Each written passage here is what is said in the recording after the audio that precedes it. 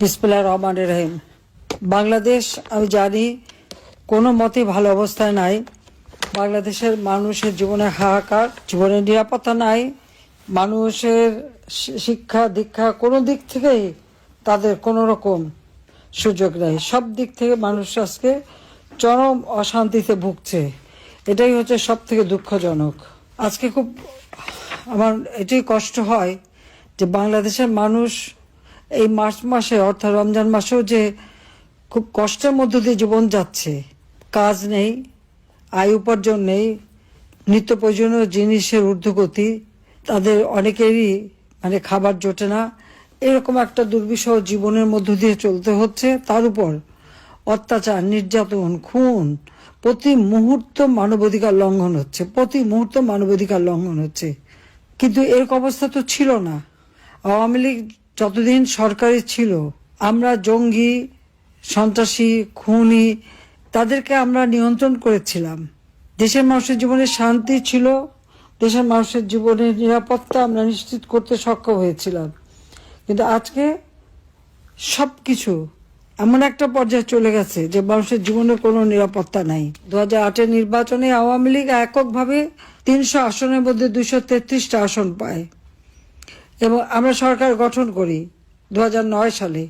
সরকার গঠন করার পর থেকে অনেক ঘাত প্রতিঘাতের মধ্যে দিয়ে আমাদের চলতে হয়েছে। বারবার নির্বাচন যখনই এসেছে তখন নির্বাচন যাতে না হয় তার জন্য চক্রান্ত এমনভাবে হয়েছে, মনে হচ্ছে দেশের বাইরে থেকেও চক্রান্ত। সেটা আজকে আপনারা নিশ্চয়ই দেখেছেন যে আমেরিকার প্রেসিডেন্ট ট্রাম্প জয়ী হবার পর যে তথ্যগুলি বেরিয়ে এসেছে যে কিভাবে বাংলাদেশের গণতন্ত্রকে ধ্বংস করার জন্য এবং স্থিতিশীল পরিবেশটাকে অশান্ত করার জন্য কিভাবে চক্রান্ত করা হয়েছে বারবার।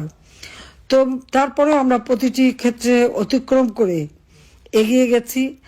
2021 সালে আমরা উন্নয়নশীল দেশের মর্যাদা অর্জন করতে সক্ষম হয়েছি, যেখানে জনগণের মাথাপিছু আয় বৃদ্ধি পেয়েছে, আমাদের জিডিপি বৃদ্ধি পেয়েছে, আমাদের অর্থনৈতিক সক্ষমতা আমরা অর্জন করতে পেরেছি বলেই জাতিসংঘ কর্তৃক আমরা স্বীকৃতি পেয়েছি উন্নয়নশীল দেশের মর্যাদা। আজকে ছাত্রদের হত্যা, পুলিশ আক্রমণও করে নাই, কিন্তু মিছিলে থেকে সেখানে হঠাৎ একটা গুলি খেয়ে ছাত্র মারা গেল, সেই মুগ্ধ মারা গেল। এটা নিয়ে কে হত্যাকাণ্ডটা কে ঘটালো? আর সেই 7.62 বুলেট কার কাছে ছিল, কোত্থেকে আসলো?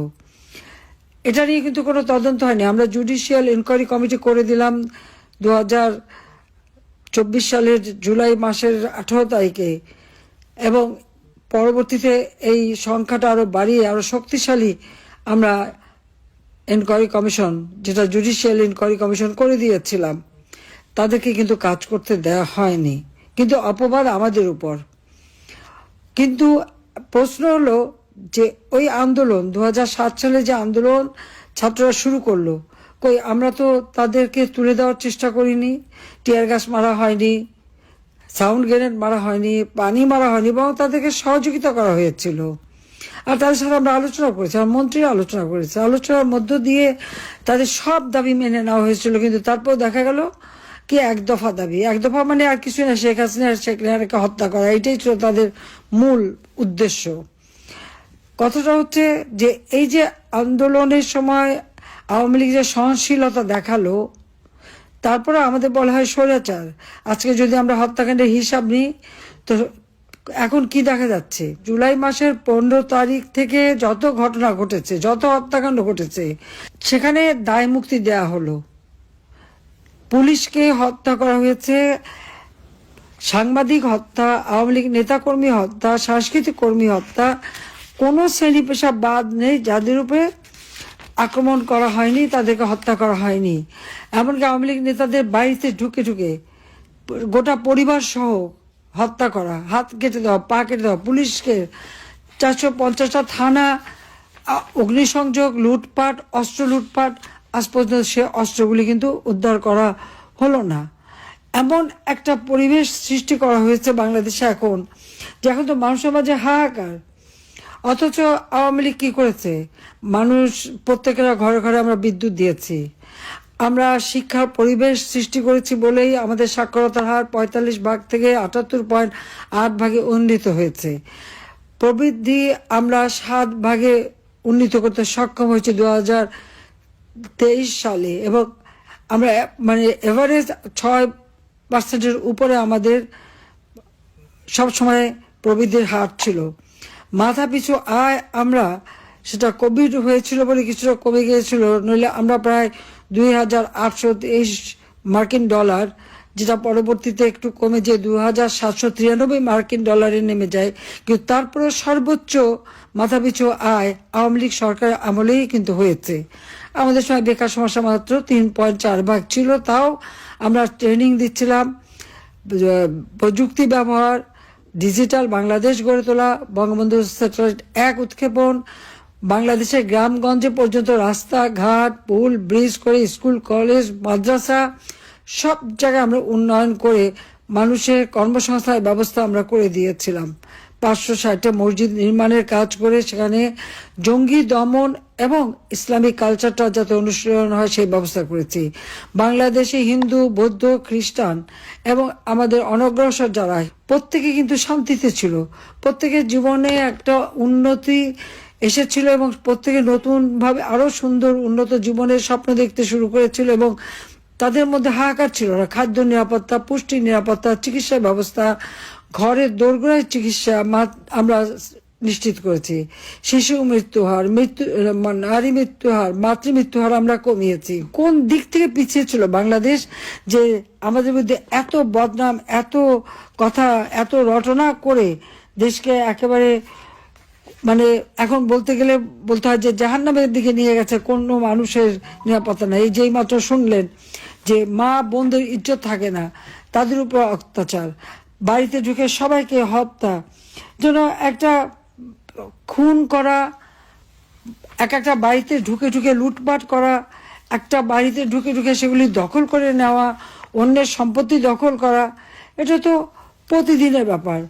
আর এই আন্দোলনটা যদিও বলা হয় জনগণের আন্দোলন, ছাত্রদের আন্দোলন, কিন্তু এই আন্দোলন সম্পর্কে ডক্টর ইউনূস কিন্তু স্পষ্ট বলেই দিয়েছে যেটা ছাত্র জনতার আন্দোলন ছিল না, এটা ছিল শেখ হাসিনা সরকারকে উৎখাত করার জন্য তার একটা মেটিকুলাসলি ডিজাইনড, অর্থাৎ সূক্ষ্ম পরিকল্পনা করে সে একটা সূক্ষ্ম চাল চেলে, এবং ওই যে বিদেশিদের অর্থ নিয়ে, আর নিজের তো টাকা পয়সার অভাব নাই, এই আন্দোলনটা তারা করে।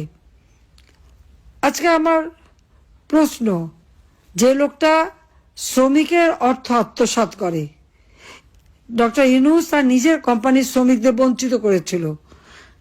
প্রত্যেকটা কোম্পানি যদি লাভের 5% শ্রমিক কল্যাণ ফান্ডে দেবে, সেটা সে না দিয়ে তাদের সাথে নেগোসিয়েশন করার পরে যে টাকা দেয়, সেখান থেকে আবার 25 কোটি টাকা মেরে দিয়ে, ঘুষ দিয়ে সে ওই মামলা থেকে রেহাই পেতে চেষ্টা করেছিল, যে মামলায় তার শাস্তি হয়। লেবার কোর্টে লেবারের টাকা আত্মসাৎ করার দায়ে এই ইউনূসের কিন্তু সাজা হয়েছে, একটা সাজাপ্রাপ্ত আসামি। তার উপর গ্রামীণ ব্যাংকের টাকা, গ্রামীণ ফোনের টাকা পাচার করার জন্য তার বিরুদ্ধে 5টা দুর্নীতির মামলা হয়েছে। ক্ষমতা দখল করে একে একে সব মামলাগুলি কিন্তু প্রত্যাহার করেছে। ট্যাক্স দেয় নাই, 666 কোটি টাকার ট্যাক্স তার কাছে পাওনা, সেই মামলাও সে সরিয়ে দিয়ে ট্যাক্স দেবে না, এবং গ্রামীণ ব্যাংকের ট্যাক্স তো মাফই করে নিয়েছে, নিজের ট্যাক্সও মাফ করেছে। ইউনূস গ্রামীণ ব্যাংকের এমডি থাকাকালীন অবস্থায় প্রায় 54টার মতো কোম্পানি করে, অর্থাৎ বিদেশ থেকে যত অনুদান গ্রামীণ ব্যাংকে এসেছে সব কিছু দিয়ে তিনি একটা কোম্পানি করেন, আর প্রত্যেকটা কোম্পানির চেয়ারম্যান সে নিজে। এমনকি তার বাবা যে কোম্পানি, তারও নিজেই একজন ডাইরেক্টর, আবার সেই কোম্পানিকে যে ব্যাংকের থেকে ক্ষুদ্র ঋণ দেবে, গ্রামীণ ব্যাংকের থেকে মোটা অঙ্কের ঋণ দেয়। শুধু ঋণ দেয় নাই, পরবর্তীতে ঋণ সুদসহ মাপও করে দেয়, এবং গ্রামীণ ব্যাংকের টাকা নিয়ে গ্রামীণ কল্যাণ ফান্ড এটা সেটা 9-6 করে সব টাকা মেরে দেয়। আমি নিজেই তো গ্রামীণ ব্যাংকে 400 কোটি টাকা দিয়েছিলাম। মোবাইল ফোন, গ্রামীণ ফোনের ব্যবসাটা তাকে, ইউনূসকে আমি দিয়েছি। আজকে বাংলাদেশের অর্থনীতি সম্পূর্ণভাবে ধ্বংস, আইন শৃঙ্খলার পরিস্থিতির চরমভাবে অবনতি ঘটেছে, মানুষের জীবনের নিরাপত্তা নাই, দেশে কোনো বিচার নাই, বিচারহীনতা, প্রতি পদে পদে মানবাধিকার লঙ্ঘন হচ্ছে। বাংলাদেশের মানুষের এতটুকু মানবাধিকার নেই। তাহলে আমার প্রস্তুতি স্বৈরাচার কে তাহলে? আর মৃত্যুর বা হত্যাকাণ্ড আমার উপর দোষারোপ করা হয়। আজকে হত্যাকাণ্ডের যদি তালিকা নেন, ইউনূসের আমলে সব থেকে বেশি হত্যাকাণ্ড ঘটেছে।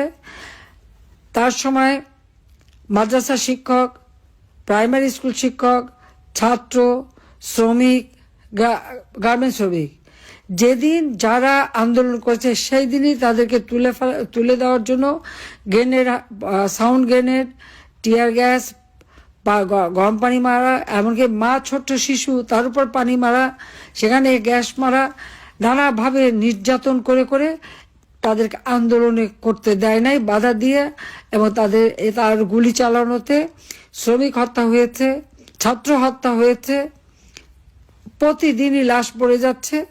আর তাছাড়া ইউনূসের যে সন্ত্রাস বাহিনী, এই সন্ত্রাস বাহিনী তো প্রতিনিয়ত মানুষকে হত্যা করে যাচ্ছে। আর আওয়ামী লীগের নেতা কর্মী হাজার হাজার নেতা কর্মীকে গ্রেপ্তার করেছে, প্রায় 20,000, শুধুমাত্র এই ফেব্রুয়ারি মাসেই 20,000-এর উপর নেতা কর্মীকে গ্রেপ্তার করেছে, এবং অনেকে খোঁজ পাওয়া যাচ্ছে, তাদের গুম করে দিয়েছে। প্রায় 3,000-এর উপরে পুলিশকে হত্যা করেছে। আনসার 40 জনের তো খবরই নাই। বিডিআর হত্যাকাণ্ডে যারা সামরিক বাহিনীর অফিসারদেরকে যারা হত্যা করেছিল, সেই মামলাও প্রত্যাহার করা এবং তাদেরকে ছাড়ার চেষ্টা। যত জঙ্গি সন্ত্রাসী, তাদের মুক্তি দিয়ে সারা দেশ এখন প্রতিদিন দিনে চুরি, ডাকাতি আর ধর্ষণের তো মহা উৎসব। বাসে, রাস্তায়, এমনকি ফুটপাতে, এমনকি একটা ফকির মিসকিনও রেহাই পায় না, ধর্ষণ করে যাচ্ছিল। যখন এই নিউজগুলি আসলো, এখন কোনো সংবাদ পরিবেশন করা যাবে না। আমার সময় নাকি বাক স্বাধীনতা ছিল না, বাংলাদেশে একটা মাত্র টেলিভিশন ছিল। আমি শেখ হাসিনা ক্ষমতা আসার পর টেলিভিশন বেসরকারি খাতে দিয়ে দিই। প্রায় 44টা টেলিভিশন, তার মধ্যে 34টাই চালু। প্রতিদিন টকশো, প্রতিদিন আলোচনা, সমালোচনা। আমার একটা প্রশ্ন, আওয়ামী লীগের আমলে কয়জন সাংবাদিক গ্রেপ্তার হয়েছে, কয়জন সাংবাদিক চাকরি হারিয়েছে, কয়জন সাংবাদিকের সেই অ্যাক্রেডিটেশন কার্ড কেড়ে নেওয়া হয়েছে? কিন্তু এখন 1,000-এর মতো সাংবাদিক চাকরি হারা, প্রায় 600-র মতো সাংবাদিকের বিরুদ্ধে মামলা, তার মধ্যে 106 জনের বিরুদ্ধে হত্যা মামলা। 6 জন সাংবাদিককে নির্মমভাবে হত্যা করা হয়েছে, হয় কুপিয়ে হত্যা, নয় গুলি করে হত্যা, পিটিয়ে হত্যা, সারা বাংলাদেশ ব্যাপী। তার উপর কোনো টেলিভিশন, প্রাইভেট টেলিভিশন একটা সংবাদ পরিবেশন করতে পারবে না। কি সংবাদ পরিবেশন করা হবে?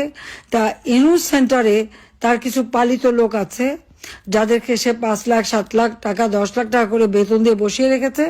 তারা কন্টেন্ট তৈরি করে দেবে, তারা নির্দেশ দেবে, আর প্রত্যেকটা মিডিয়াতে তার লোক বসা, তারা যে কথা বলতে বলবে সেই কথাই বলতে হবে, অন্য কোনো কথা নাই।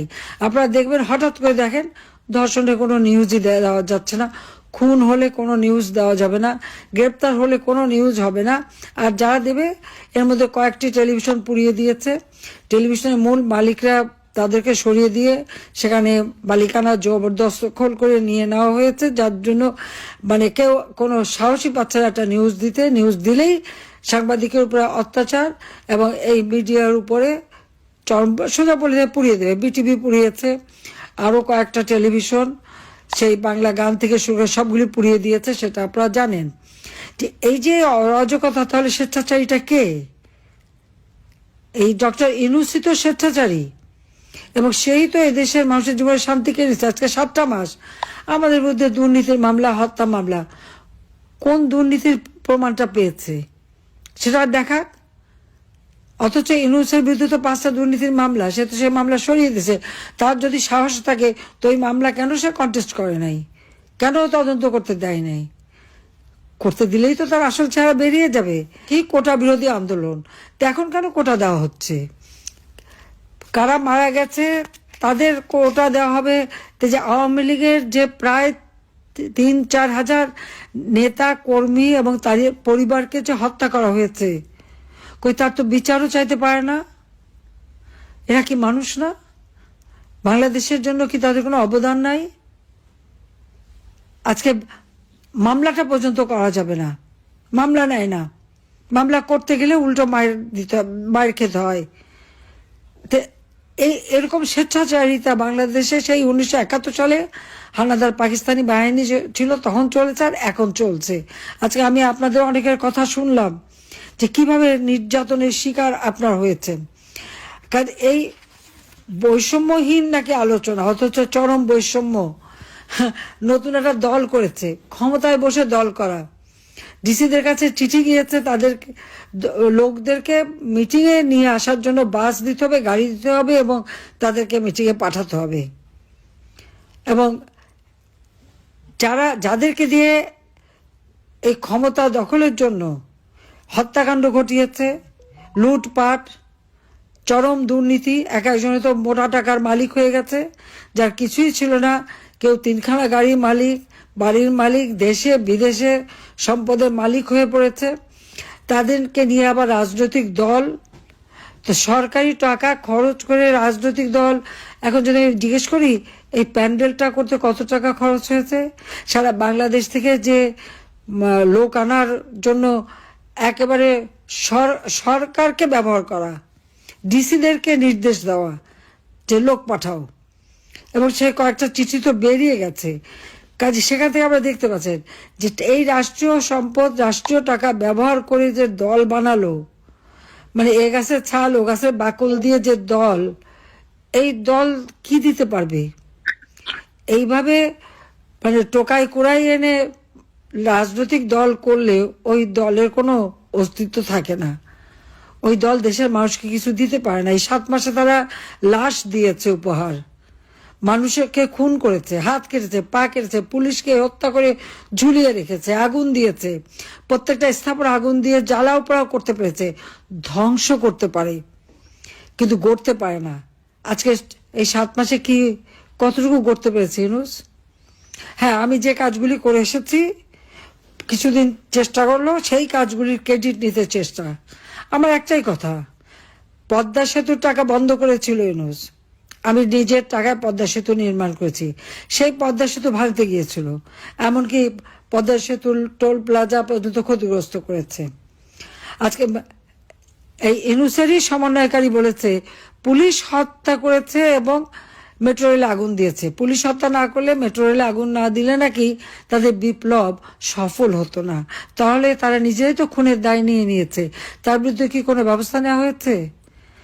তাকে কি আইনের আওতা আনা হয়েছে? তা স্বেচ্ছাচারী কে? আমি না ইউনূস? আমার সময় একটা ঘটনা ঘটলেও সাথে সাথে বিচার হয়েছে। সে র্যাব হোক, পুলিশ হোক, ছাত্র হোক, ছাত্রলীগ কর্মী হোক, যেই হোক, আমরা বিচার করেছি, আইনের শাসন কায়েম করেছি, যুদ্ধ অপরাধীদের বিচার করেছি, জাতির পিতার হত্যাকারীদের বিচার করেছি, জঙ্গিদের বিচার করেছি, জঙ্গিদের গ্রেপ্তার করেছি, এই হলি আর্টিজানের যারা জঙ্গি তাদেরকে গ্রেপ্তার করে তাদের বিচার করেছি, বিডিআরে যারা সেনা অফিসারদেরকে হত্যা করেছে তাদেরকে বিচার করেছি। ডক্টর ইউনূস ক্ষমতায় এসেছেন, সবাইকে ছেড়ে দিয়েছে। এখন দেশটা হলো জঙ্গিদের শাসন, আর আওয়ামী লীগের নেতাকর্মীদের স্থান হয়েছে কারাগারে। আওয়ামী লীগের অপরাধটা কি? মানুষের পেটে ভাত দিয়েছে, দেশের উন্নতি করেছে, দেশকে উন্নয়নশীল দেশে করেছে, মানুষকে শান্তি দিয়েছিল, মানুষ নিরাপদে থাকতে পেরেছে, এটাই কি অপরাধ? বাংলাদেশ এগিয়ে যাচ্ছিল অর্থনৈতিক, সামাজিক, রাজনৈতিক, সাংস্কৃতিক ভাবে। আজকে মেয়েরা খেলাধুলা করতে পারবে না কেন? মেয়েদের খেলাধুলার বাধা কারা দেয়? আজকে মসজিদ, ওলামা মাশায়েখ, দরগা শরীফ, পীরের দরগা সব ভাঙা হচ্ছে। 11টা গির্জা ভেঙেছে, আর অজস্র মন্দির ভেঙেছে এবং প্যাগোডা ভেঙেছে। 100 বছরের পুরনো রাঙামাটির প্যাগোডাটা আগুন দিয়ে পুড়িয়ে দিল। অর্থাৎ এদের অত্যাচারে কেউ রেহাই পাচ্ছে না। দেশ পরিচালনায় চরমভাবে ব্যর্থতার পরিচয় দিয়েছে ডক্টর ইউনূস। হ্যাঁ, গ্রামীণ ব্যাংকের থেকে গরিব মানুষকে ঋণ দিয়ে মোটা টাকার সুদ খেতে পারে সে খুব ভালো। সুদের টাকা অর্জন করতে, অর্থাৎ মানুষের পকেটটা খালি করতে সে ওস্তাদ। এই জন্যই তো নিজে ট্যাক্স দেবে না, নিজের ট্যাক্স মাফ হয়ে যায় আর গরিবের উপর ট্যাক্স ভ্যাট বসায়। যে এই যে চরম অরাজকতা সারা দেশে চলছে, এর হাত থেকে অবশ্যই মানুষকে মুক্ত করতে হবে। আমি জানি আওয়ামী লীগের নেতাকর্মী কারো ঘর বাড়ি নাই, সব জ্বালিয়ে পুড়িয়ে ছাড়কার করেছে। আমি বলবো যারা আজকে ইউনূসের প্রশংসা করতে চান আর আমাকে স্বৈরাচার বলেন, আপনারাই দেখেন আওয়ামী লীগের কত নেতা কর্মী, প্রায় 1 কোটির মতো স্থাপনা আগুন দিয়ে পোড়ানো এবং লুটপাট করা হয়েছে। আওয়ামী লীগ আমলে, আমার আমলে তো কখনো এরকম করা হয়নি। এমনকি যে অপোজিশন 2001 সালে আমাদের উপর অত্যাচার নির্যাতন করেছে, আমরা 2009 সালে এসে ক্ষমতা এসে তো তাদের প্রতি প্রতিহিংসা পরায়ণতা দেখাইনি। আমরা দেশের উন্নয়নের দিকে মনোযোগ দিয়েছিলাম এবং মাত্র 15 বছরের মধ্যে বাংলাদেশকে উন্নয়নশীল দেশে উন্নীত করেছি। তার মানে এরা বাংলাদেশের উন্নতিটা চায় না, মানুষ ভালো থাকুক চায় না। বয়স্ক ভাতা, বিধবা ভাতা, প্রতিবন্ধী ভাতা সব বন্ধ, বৃত্তি উপবৃত্তি সব বন্ধ। এমনকি 1 জানুয়ারি আমরা বই দিতাম, করোনার সময় আমরা বই দিয়েছি, সেই বইগুলি দিতে পারেনি। অথচ সেই বইয়ের জন্য আরো 700 কোটি টাকা অতিরিক্ত ছাপার জন্য নেওয়া হয়েছে, কিন্তু বই আর ছাত্রদের হাতে নতুন বই ওঠে না। একটা মানুষ যখন দেশ চালাতে ব্যর্থ হয় এবং তার জন্য কোনো অভিজ্ঞতাই থাকে না, তো সে দেশকে তো ধ্বংস করে দিচ্ছে। তো এই ধ্বংসের হাত থেকে আমাদের দেশকে রক্ষা করতে হবে। এখানে কে কার আহ্বানের জন্য অপেক্ষা করতে হবে না, মানুষের কাছে যেতে হবে। আজকে কৃষক সার পায় না, বিদ্যুৎ পায় না, আমি তো ঘরে ঘরে বাতি দিয়েছি, আলু জ্বালাইছি, তো কৃষক পাবে না কেন? আজকে খাদ্য উৎপাদন হয় না, আজ বিদেশ থেকে খাবার আনতে হচ্ছে। অথচ আওয়ামী লীগের আমলে তো আমরা খাদ্য সহায়ক সম্পূর্ণ ছিলাম। কাজে আমি এইটুকুই বলবো যে যে অনাচার অবিচার চলছে, বিচারহীনতা চলছে, মানবাধিকার লঙ্ঘন হচ্ছে, সন্ত্রাস জঙ্গিদের দেশে পরিণত হয়েছে বাংলাদেশ। বাংলাদেশের জনগণকে এর হাত থেকে মুক্ত করতে হবে। তার জন্য সবাইকে যে আর যেখানে যতটুকু আছে সব প্রস্তুত হয়ে সকলকে আন্দোলনে মাঠে নামতে হবে, প্রতিবাদ করতে হবে। এবং এরা রাজনৈতিক দল করেছে সরকারি পৃষ্ঠপোষকতায়, তো বৈষম্যহীন হলো কি করে? এটা তো চরম বৈষম্য দেখানো হলো। কাজে এদের হাত থেকে দেশকে মুক্ত করার জন্য যে যেখানে আছেন সেভাবে কাজ করে যান। আর আপনার এই রমজান মাস সবাইকে আমার মোবারকবাদ জানাই এবং আল্লাহ রাব্বুল আলামিনের কাছে এই দোয়া চান যে এই জালেমের হাত থেকে, এই জঙ্গি শাসক ইউনূসের হাত থেকে এবং তার ওই চালাচামুন্ডা সন্ত্রাসী জঙ্গিদের হাত থেকে বাংলাদেশের মানুষ যেন মুক্তি পায়, রেহাই পায়, জীবনে যেন শান্তি ফিরে আসে, সমৃদ্ধি হয়, উন্নত হয়। ইনশাল্লাহ এই বাংলাদেশ আবার মাথা তুলে দাঁড়াবে, বাংলাদেশের মানুষ শান্তি থাকবে, বাংলাদেশকে আমরা উন্নত সমৃদ্ধ সোনার বাংলা হিসেবে গড়ে তুলব। 2041 সালের মধ্যে স্মার্ট বাংলাদেশ ইনশাল্লাহ আমরা গড়ে তুলব। তার আগে এই ইউনূসের পদত্যাগ ও পতন ঘটাতে হবে। আর সেটা করার জন্য যা কিছু আছে তাই নিয়ে এই জঙ্গি শাসকের হাত থেকে দেশকে মুক্ত করে দেশের মানুষের শান্তি নিরাপত্তা আমাদের আনতে হবে। তার জন্য সব তৈরি হন। জয় বাংলা, জয় বঙ্গবন্ধু, বাংলাদেশ চিরজীবী হোক। খোদা হাফেজ।